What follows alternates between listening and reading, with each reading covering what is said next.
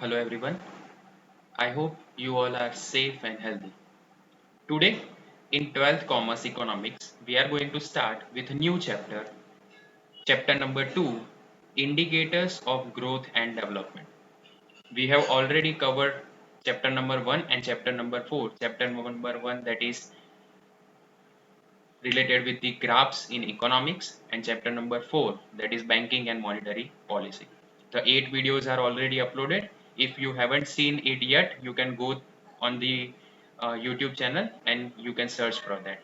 Okay, so we have already completed two chapters. Now here is the third one, that is chapter number 2, indicators of growth and development. Now we have seen the economy is a really a vast subject. Now when we are going to compare it with our nation with another nation, then how we are going to compare? There should be some indicators that the whether the growth or development is done in your country or not, we have to observe that. So we are observing it with the help of different type of indicators. So we are using these indicators to measure the actual growth and actual development in any of the countries. So these indicators are universal in nature. Every country is using that. So we are going to study that particular indicators. Let's start. Now, what is the real importance of this? So here is the introduction related with the chapter. Now, these two terms, economic growth and economic development, there are majorly we are using these two terms in the whole chapter. So these two terms are used as a synonyms, but there is a vast difference between these two. Why there is a requirement of inputting this particular chapter or introducing some indicators related with the growth and development? So after the Second World War, the Second World War was happened in the year 1939 to 1944. You know the condition, there is less employment, poverty was there, hunger deaths are there, inequalities on income was there. Same way, the wealth distribution was not proper. So these are some issues which was faced in the time of Second World War. So after Second World War, developing country and the developed country both have decided to make our economy developed. That means what they were doing, they were trying to input some of the factors by which they can measure. They have introduced some new indicators by which they can measure that actual development was done in the industry, actual development done in the service sector, actual development was done in the agriculture sector. There are some parameters which they have introduced. So whether the standard of living has increased of the people, whether there is a reduction in the poverty, new employment are generated or not in the development countries, same way in the prevailing high standard living was there or not, whether the developing countries are developing themselves, whether the developed country are showing the correct data or not. For this particular we have introduced the indicators. Okay, now there is one definition which is given for the economic development and economic growth by Professor Mrs. Ursula Hicks. What she said that the solution for the economic problem of developing countries is economic development. That means when the developing country are finding the economic solutions, that will be termed as economic development. But when the developed country are finding the problem solution, then it will be considered as a economic growth. I'm repeating it. When the developing countries are finding any kind of solution of economic problems, then it is termed as economic development.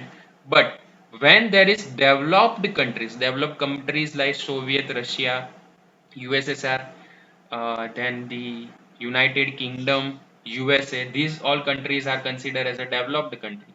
So when the economic problems solutions are found by the developed countries, it will be termed as a economic growth. So this definition is given by whom? It is given by Professor Mrs. Ursula Hicks. She has given this definition. Now, what is the meaning of economic growth? So basically, when there is a term related with the growth, when there is input, maximum input, or maximum output is there in the economy, in a long run it will termed as a growth. Now, how you can maximize your output? When there is increase in input, when new and new businesses are started, new capital is generated in your country, so by that way there will be increase in any kind of outputs. So in a long run, it's a process of long run. You are not going to generate economic growth in a shorter run, so you have to work for a longer period. So economic growth relates to the long run and increase in output of an economy. When there is increase in output, that means there is more production in the country, then it will be considered as an economic growth. So it's a continuous process. You have to continuously follow it. When there is increase in real national income, there will be also increase in the real per capita income. Now, what is called as national income? National income, that means the income which is generated from all three sectors. What are that sectors? One, that is agriculture sector, second is industrial sector, and third one, that is your service sector. When income is generated from all these three sectors, there will be called as national income. Now, what is called as per capita income? Now, per capita income, that means total national income divided by total population, you are going to find per capita income. When you show the real increase in both of them, then there will be economic growth. Now, this is only possible just where there is increase in productivity. So, what is called as productively work or productivity? When there is less number of wastage, when you are inputting some goods to prepare any kind of goods, when you are inputting your raw materials and you are completing it with finished goods, finally, if there is less number of wastage, then that work will be considered as a productive work. So, what you need to do? You have to do all the possible works to make your output more and more productive. In short, it can be said that the supply of factors of production. Now, what is factors of production? There are four different factors of production which you have studied in the second chapter of Standard 11: land, labor, man, and the capital or the entrepreneur.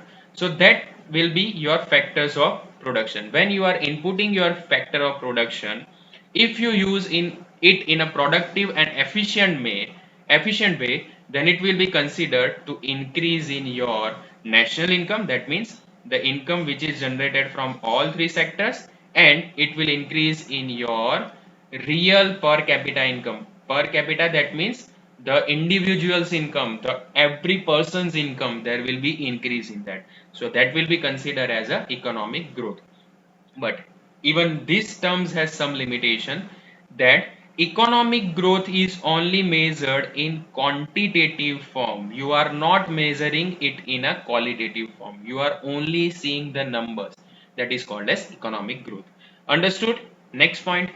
Now there are some definitions which are given by different authors. There are three different definitions, but I have taken only two which are easiest to understand.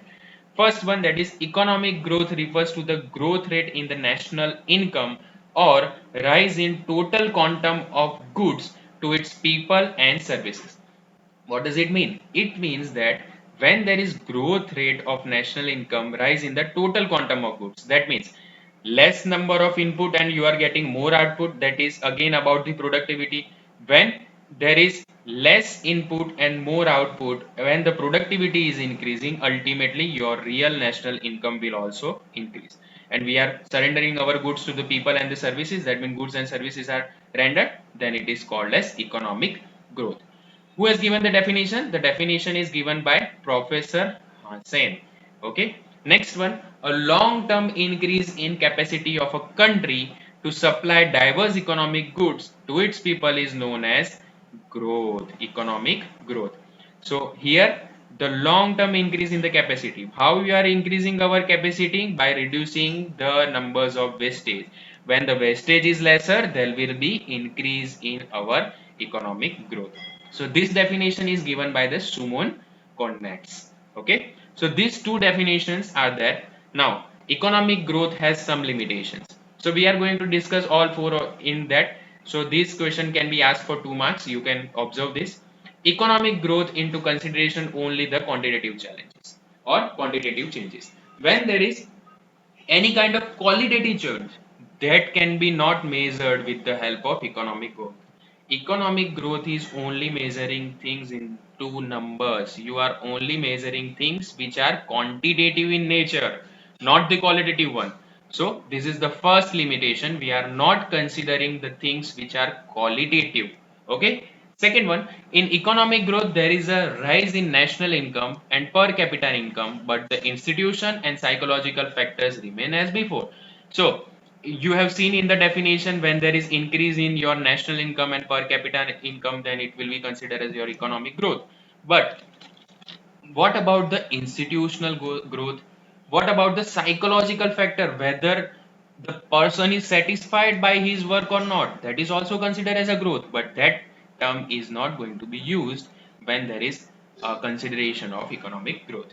Next one, the third one, that is the concept of economic growth is narrow and depicts only rise in the rate and extent of output. What we are considering, we are only considering, is there any kind of rise, is there any increase in the national income, is there any increase in the GDP, is there any increase in per capita income? And what we are seeing, we are only seeing whether there is increase in an output by the unit or not. That means we are only understanding it with the help of productivity. So this is again a limitation. We have to broad our concept of economic growth. Next one, the concept of economic growth is not much use of understanding for the welfare of the people. That means whether, if you have increased your national income, does it mean you have actually done some good growth in the economy? It is not said that. Okay, so we have to understand whether the welfare of the society is done or not. That can be measured with different objectives. For that, some parameters are introduced. So we have to understand this concept as well. So these are the limitations of the concept economic growth. Next, the meaning of economic development. We have seen the word economic growth. Now we are changing it to the economic development. Now what is called as economic development? First, it is a continuous process. Okay, so we have to work for so many days to develop our nation and to make a good well-being in our economy.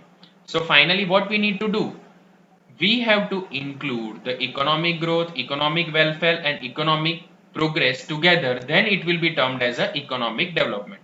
Okay, what things we are adding together?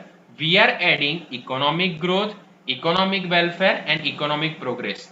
If all three things are come together, then it will be termed as a economic development.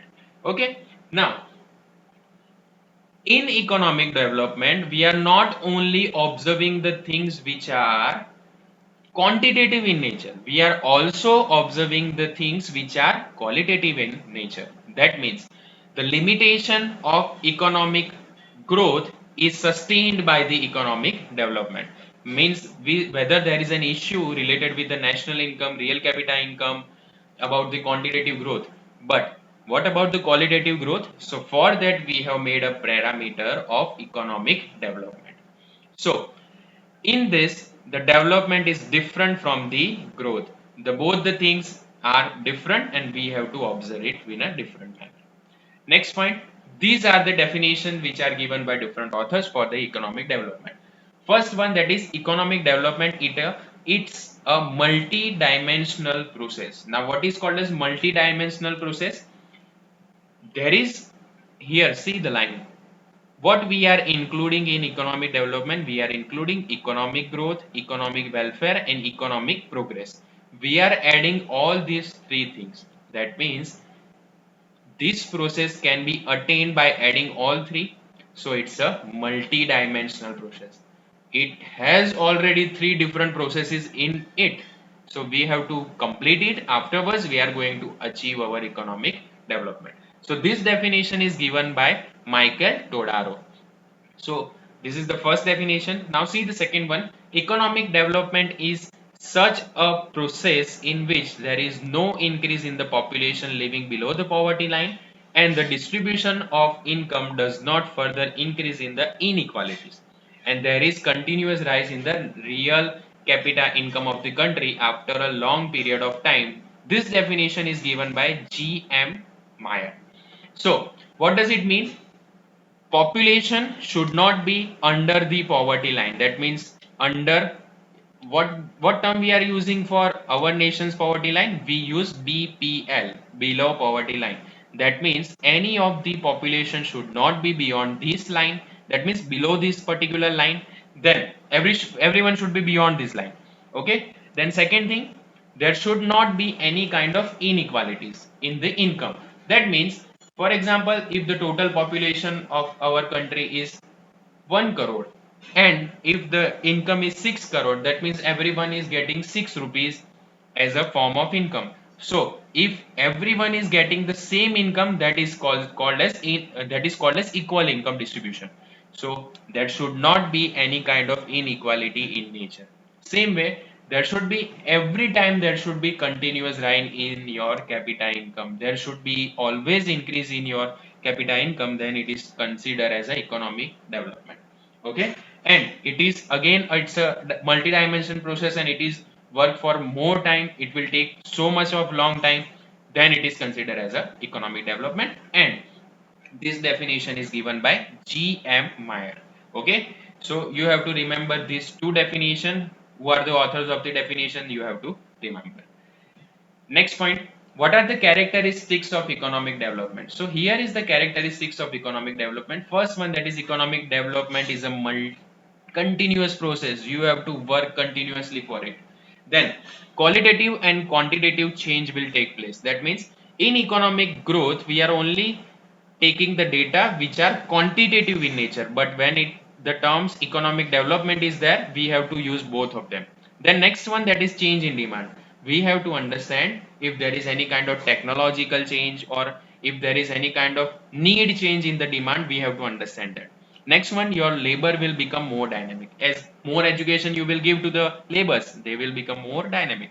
Next one, that is increase in capital formation. If there is increase in capital formation, that means new businesses are coming into your area, and there will be increase in that capital formation. Next one, there is change in technology. You have to make change in the technology. And finally, self motivating development. You are considering, if you are developed by yourself, you found yourself motivating, and you will try to do more and more development for the nation. Okay, so these are the characteristics. Let's see it in detail. First one, economic development, it's a continuous process. Now, it's a fast process initially, but after a time it will become slow down. Why? Because you will attain a level. After that level, what will be the issue? The issue is how to go more in that. So that will become an issue. So what you need to do? You have to follow it continuously. Okay, you have to do progress continuously. After some level, there will be some issue, but you have to sustain that level, and you need to try to develop yourself again and again. Next one, that is quantitative and qualitative change will take place. Okay, so what is called as quantitative? The output increases, which is quantitative, and due to research the quality also improves. So we are increasing our output. Okay, so that means less number of input and we are getting more outputs. We are reducing our wastages. Okay, so we are getting some more and more outputs, that is quantitative in nature. But we have to implement some of the research as well. If we are implementing new researches into our business, then the qualitative improvement will be there. So that is called as economic development. Next one, change in demand. So if there is rise in the income, for example, I am generating, if my monthly salary is 10,000 rupees, so my standard of living will be as per the 10,000.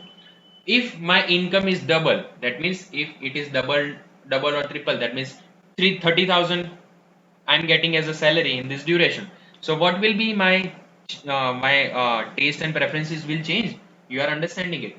Okay, previously I was taking my bike and going on a ride or a bike, but if there is increase in my income, I will take a car and go on a ride on that. Okay, so there will be change in demand as well if there is any kind of development in the country. Next one, that is labor becomes more dynamic. Okay, how the labors will become more dynamic? We are developing our country. Okay, so if there is a development in our country, it shows that more and more skilled workers should be there. Okay, because we are increasing the level of education among the laborers. So our labor will become more and more dynamic in nature. Next one, there is increase in capital formation. As there are new enterprises are coming forward, they will come with a new ideas, they will come with a new type of capital, they will come with a new business ideas. So that will increase in capital formation. If the money is rotating in your country, then there will be definitely there will be increase in your development. So that should be considered. Next one, changes in technology. If there is any kind of technology change, then we have to adopt that change and we have to implement that change in our nation. So on that basis, there will be faster and faster development. If there is, for example, previously there is a unit where you are where you are creating any kind of output, you have to give employment to 100 people. But after automation, what is there? You have to reduce the uh, you have to implement that new technology into your business, and that will help you to grow more units. That means more output will be there and new technology will be there. So there will be an economic development in your country. Same way, you have to give more recruitment, you have to advance your staff, you have to give more education to your staff. So that will also increase to make your labors more dynamic in nature. There will be increase in education. Next one, that is after a particular stage. See the seventh one. After a particular stage, development becomes self-motivating. So finally, when you are attaining these kind of stages and you see your nation is developing, afterwards you become self-motivated. Let's develop myself. Let's try to improve something for the nation. So it becomes in your blood. Okay. Finally, you become self-motivating, and finally there will be development in your country. Now, again, there are some limitations of the concept of development, economic development. Now, so first one, that is when we are considering or when we are seeing there is economic scenario in real sense, but are we seeing the human development? Again, there is an issue. So we are seeing there is economic development is there in the country, but whether there is any different type of human development, whether the life or the standard of living of human has increased or not, only he is working, whether he is getting the extra benefits or not. So that should be measured. That is a limitation of this concept. Next one, it is very difficult to measure economic development because the society changes every time. There will be change at a day, every day there will be change, and to implement everything together will be difficult to measure. So the development or economic development, it is very difficult to measure in real nature. Next one, when the economic development take place, the standard of living of the people will increase, but it is only increase if there is equality of income is distributed. So we have to see that whether in real sense the standard of living is improved or not. Okay, so these are some limitations. The final and the last and the important question of this particular chapter, of this particular part, what is the difference between these two, economic development and economic growth? First one, economic development, it's a process because we have to add two or three things together. So it's a process where the economic growth is an occurrence. When you are done with your work, that is economic growth, where here it is a process because economic development includes economic growth. Next one, the economic development is qualitative and quantitative in nature, where the economic growth is only quantitative. Here the economic growth is only telling about the numbers. Okay, where the economic development is telling you about the quantitative as well as qualitative growth. Both of them are there. Next one, in economic development, the question utilization of unlisted resources will arise, where here only the economic growth emphasize on distribution of available resources, where here what we are doing, whether if we are not getting some resources, then we will asked for them to the government. But here, from that available resources, we have to emphasize everything and we have to work on that.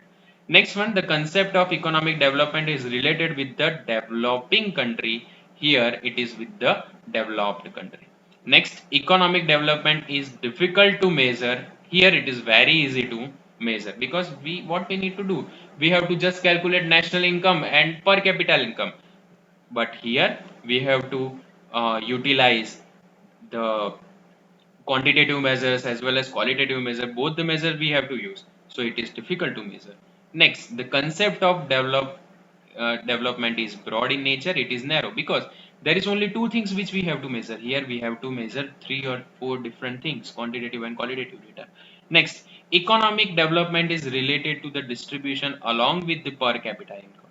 Here what we are doing, we are also involving distribution, that means equal income distribution. Here if there is increase in per capita income, just we are saying that we are doing growth. Okay.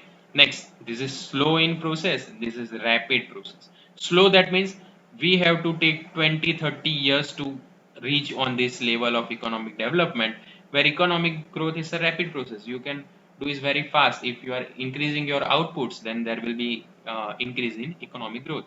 And the last one, that is economic development is not possible without economic growth. Okay. So if the economic growth is there, you are going on a second stage of economic development. So here you don't need anyone. Okay. So this is the simple difference between these two, economic development and economic growth. When you are seeing your textbook, there is one mistake which is done by GSEB board. They have written over here economic growth, and over here they have written economic development. So please, when you are making any kind of notes, just follow this pattern. This will help you. Otherwise, you will make any issues in the examinations. Okay, that's all for today. Thank you so much. Jai Hind.